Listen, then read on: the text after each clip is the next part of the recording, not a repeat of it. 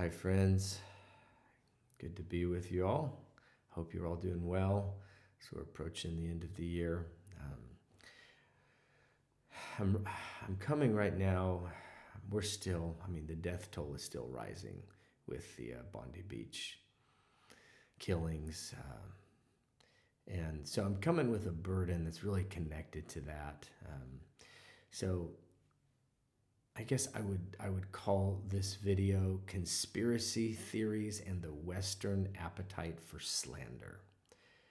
I want to talk about conspiracy theories in general because there's no question that our appetite for slander and our willingness to tolerate conspiracy theories have played a role leading to this.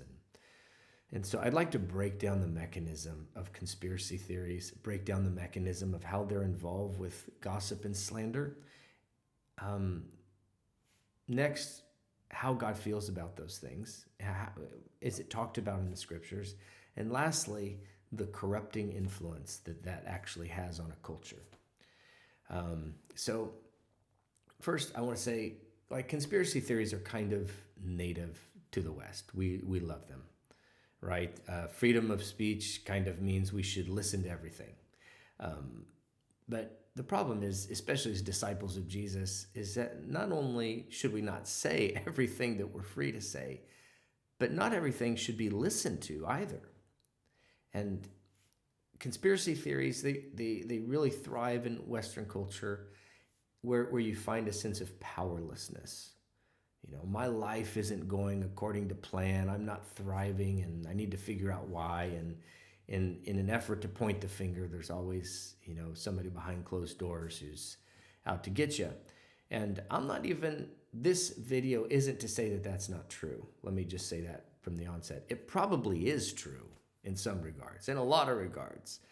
Our disconnect from the power holders of the world and also the history of discovering that evil things have always been happening behind these closed doors with the powerful men of the world has definitely fueled these ideas. And even in ancient Israel, there were periods where they were under the hand and the discipline of God because of their conduct. And God had an issue with the nation of Israel because of their behavior.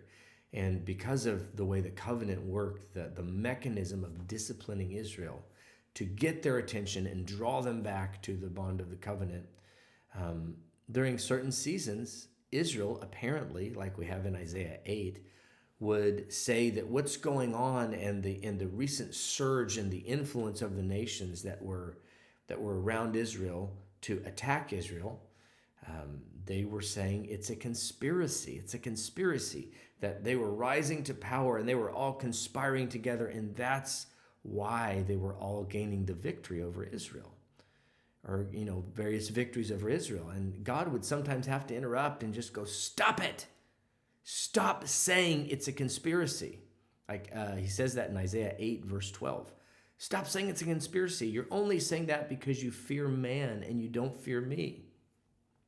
So conspiracy theories are not new. They've been happening for a long, long time. What I want to bring up, especially in light of the recent horrific events in Australia, are the ethical, moral issues with conspiracy theories, and also the corrupting influence that they have on society or just on even smaller cultures. I want to begin with the 9th commandment. Do not bear a false witness. So sometimes you may have read that in the past as just being like, don't lie, tell the truth. But in reality, it actually has to do with safeguarding the testimony that's brought against someone. It must be an integrous testimony. In fact, you couldn't even bring a testimony unless there were 2 or 3 witnesses that had observed an act. Furthermore, to safeguard that culture where justice was maintained in the culture, in the Torah, in ancient Israel, an additional mechanism, because of how serious it was to bring a false or even a careless accusation against someone. In Deuteronomy 19, in verses 16 through 19, it actually explains that if someone brings a false, again, whether their intention, whatever their intention is, if they bring an accusation that doesn't later prove to be verifiably, demonstrably true, then whatever the punishment was that was going to come on that person, whether it's monetary or whatever for the accusation, the person bringing what ended up being a false accusation now has to pay the same penalty.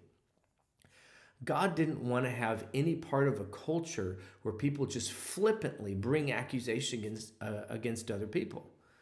So that context is more like a courtroom environment, a more primitive kind of courtroom. But with that primitive setting, you understand how that could also, and which it did, it really gave context to where we get the ideas of slander and gossip being a sin. So, slander. Let me go to gossip first. I'd love to recommend this book. It's called Taming the Tongue. Oh, I see it's backwards here, but it's called Taming the Tongue by Mark Kinzer, and it was republished by Vine of David, my friends over at First Fruits of Zion. And he defines slander this way. I thought it was very helpful. He said, defined gossip this way. Gossip always involves talking about people in a manner that is in some way harmful. It does not produce outright charges of wrongdoing or incompetence, but it spins a web of innuendo and information that binds a person's name and subjects it to criticism and dishonor. Wow, if that doesn't define the culture of conspiracy theories, man, it may not even bring outright charges. It just kind of spins a web of innuendo and information in a way that tries to connect a person's name and reputation to dishonor. Slander, on the other hand, is basically the act of relaying damaging information about someone, regardless of its veracity. It doesn't matter if it's true or not. When you bring accusation against someone, or you bring charges against someone that are, again, whether they're true or not, it's slander. The question of slander is not if the information is true. The question of slander is there any reason for you to be communicating that with the person that you're sharing it with? These things are very serious before God because they're actually connected to the 9th commandment and the bearing false witness. To say, I heard this, and so I'm passing on, I heard this or that, without any witnesses or true verification, is to commit a very serious sin. There are really serious ethical and moral issues with God. But the problem is that conspiracy theories thrive because we have an appetite for sin and we lack the fear of God. Some of them may be right. Many of them probably are. But this is why conspiracy theories about the Jewish people thrive. It's in people like Candace Owens or Tucker Carlson. I know they're low-hanging fruit right now, but I want to just use names that most people will know. The evidence that they don't fear God doesn't really have to do with the fact that they're talking about the state of Israel. It's the fact that they are bringing accusations in a manner that are so routinely so routine and flippant that it just shows that they don't believe that they're going to give an account for bringing false, unverified testimony to defame someone else. Whether it's Ukraine, Uzbekistan, Israel, that alone is evidence that that's completely void of the fear of God. And as we'll talk about in a second, when you have an environment that's void of the fear of God in the way you use your speech, it creates a terrible environment. It creates a nasty, nasty environment where ultimately things like what happened in Australia can happen. And those things are actually receiving an approval online by some people. which is despicable, just despicable. But I also want to say that as someone who has conformed my life to the assumption that all of God's covenants with Abraham and his descendants are still in place, all of them, and he's going to do everything he said, and I am a side story to the narrative of the scriptures because it really is about that story, I also have no problem with the idea that Israel or the Mossad or Netanyahu have done sinful things and maybe even are currently doing sinful things. I assume it, to be honest with you. If you think about it, the reason this age concludes with what we call a time of Jacob's trouble assumes that Jacob is behaving in a way that God's not pleased with. This shouldn't come as a surprise to any of us who are believers. Like, this is the reason all of the New Testament passages that we call, New Testament eschatology, all they're doing is drawing on passages from the prophets and the Torah that are evoking God's covenantal controversy that he has with Israel. So we ought to assume, of course, they're behaving in a way that he's not pleased with, because that's why it has to end the way it does before the Messiah comes. So that's not the issue. It's because I fear God regarding slander and bringing vain accusations, and also because I know God's going to do everything he said with the people of Israel. All that he promised to Abraham's descendants, he's not forgetting any of it. So I refuse to entertain sinful babble. I'm not going to listen to it. I'm not going to share it. There are massive, massive implications just between me and God if I entertain and share those kinds of things. There are also social implications for sharing and for entertaining conspiracy theories. And because there's a corrupting influence that false accusations, slander, and gossip have on an environment. If you've been involved with like a small community or some sort of church environment where slander and gossip were prevalent, it will destroy the environment, no question, every single time. Think about it this way. When I want to have my heart turned towards someone, when I want to have my heart softened because I feel like they've hurt me, and I want, like Jesus said in the Sermon on the Mount, you pray for your enemies. That's what you do when someone's done something hurtful and you want your heart to love them. Likewise, if you want your heart to be hardened towards someone, which ultimately plays out to you believing all manner of nonsense about them because you have this hardened view of them in your heart, then entertain and share conspiracy theories and false accusations. By all means.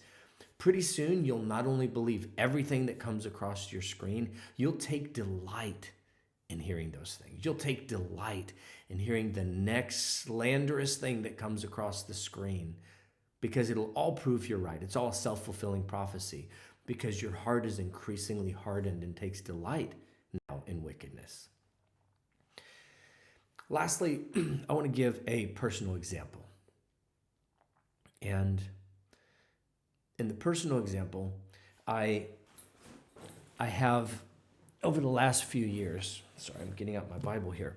Over the last few years, there have been a number of high-profile ministers that have been exposed for being absolute frauds.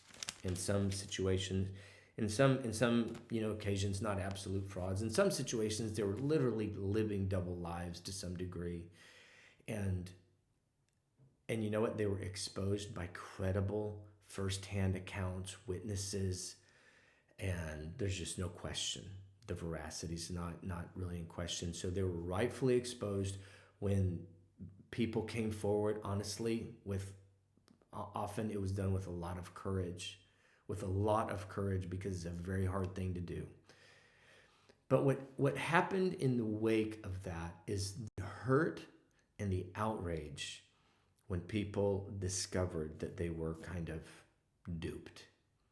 It developed its own subculture where every manner of accusation and Slander's thing was not only listened to on the same level as these firsthand accounts, but people began to take delight in listening to the next leader that would fall and the next thing. You know what? And my personal story is I got caught up with that for a period, and eventually it's what got me off of social media for a long period of time. Is I couldn't, or at least mostly off of social media, but I realized that my heart had become so hardened. I was hurt by a couple of those stories that were more personal to me, and I allowed that environment of hearing an accusation that I couldn't prove from somebody who had no business sharing it with me and passing it on. And in the process of that transaction, my heart got harder and harder and harder. And I began to be someone who would take delight in hearing about a tragic story of somebody else falling into sin and being exposed. And I want to hear those things and be torn up. I want to grieve over those stories. And I began to have the opposite attitude.